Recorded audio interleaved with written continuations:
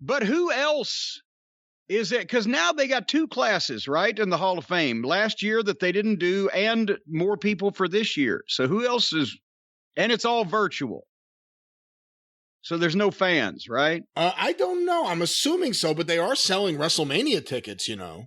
Well, yeah, but I heard the Hall of Fame is all virtual. It probably is. I haven't heard anything, to be honest. Well, Jim, what has to be wrong with you that you want to go sit in a stadium with 25,000 people, even if it's a half a stadium, slobbering all over you in the middle of a pandemic when most people still aren't vaccinated yet? You can't. This is going to be the last wrestling match it's ever held.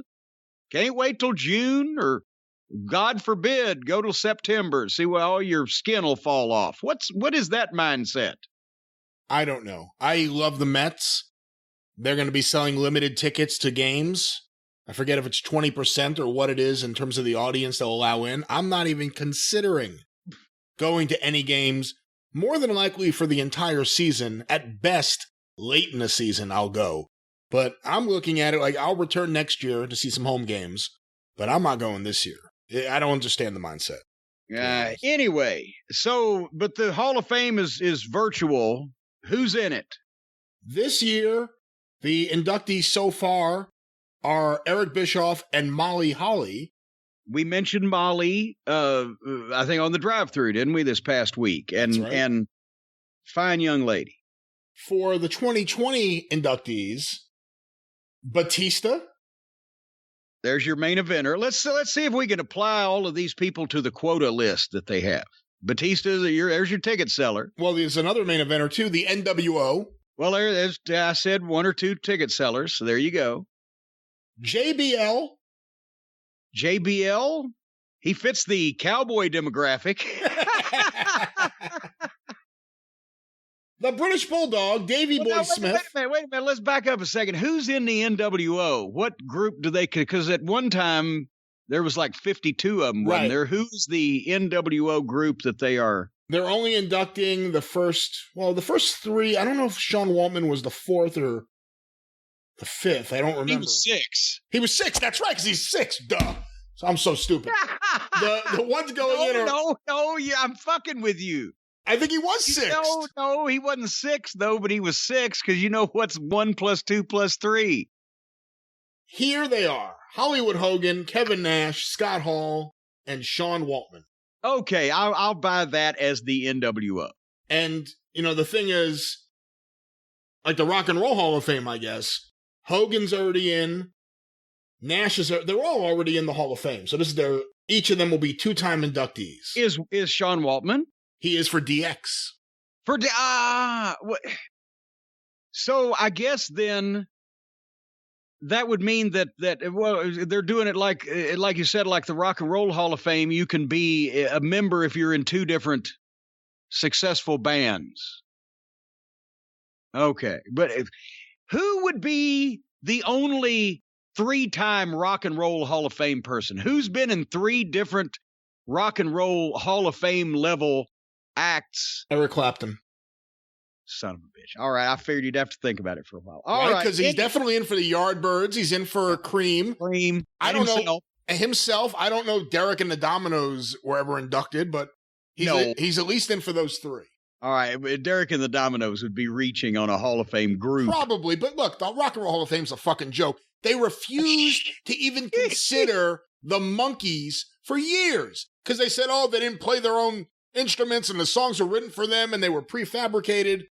Meanwhile, eventually they did play their own stuff and write their own songs, and they really did sing on those records, and those records sound great. And if you're going to disqualify them for that, then what about the fucking Beach Boys, who I love?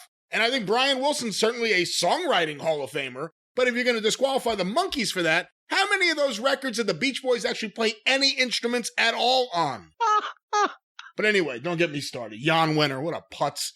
Also going into the Hall of Fame for... Well, wait, once again, ladies and gentlemen, the opinionated son of a bitch, great Brian Last. All right. Oh, hold on here. But so the NWO are going in. That's right. They're all already in. It's a double honor for all these people. All right, next. JBL's going in for the I got knocked out by Joey Styles category. Oh, come on now. Would you stop? No, that's your line. That's Gorilla Monsoon's line, if we're going to be. Well, but they're giving it to you now. You have been bestowed the custody of the would you stop line when I do things. When you go too far. When I go too far. And well, there you go. And Bradshaw, another fine example of cowboy gibberish. I don't know. No, I like Bradshaw. I like Hank. As a matter of fact, I have the fucking program insert that gave him the nickname Hank that's hung over my desk here because we were in the Molson Center in Montreal. That's when I was in Owen Hart's corner and he had the boxing match with Ray Rougeau and they had George Chuvalo in the corner. Vader against fucking Michaels that night, big card. And in the opening match, they had Carl LeDuc, Joe LeDuc's nephew, right? Or grandnephew, some distant relation. In a singles match against, his gimmick then was Justin Hawk Bradshaw, the cowboy, right? But it's in French. They wrote everything in French, and the French apparently don't know what a hawk is because he became Justin Hank Bradshaw. And whenever we looked at the program, everybody started calling him fucking, I still call him Hank. When Dennis Carluzzo did the first Eddie Gilbert Memorial brunch and wrestling event, you were there, I was there, 1996, I believe. He had posters made up that everyone who attended the brunch got for free, and these were the same posters that I guess were hanging up in various places, advertising the show in Cherry Hill. And whoever wrote out what was going to be on there must have been a little sloppy because it said Jerry Thinking Lawler. I remember it.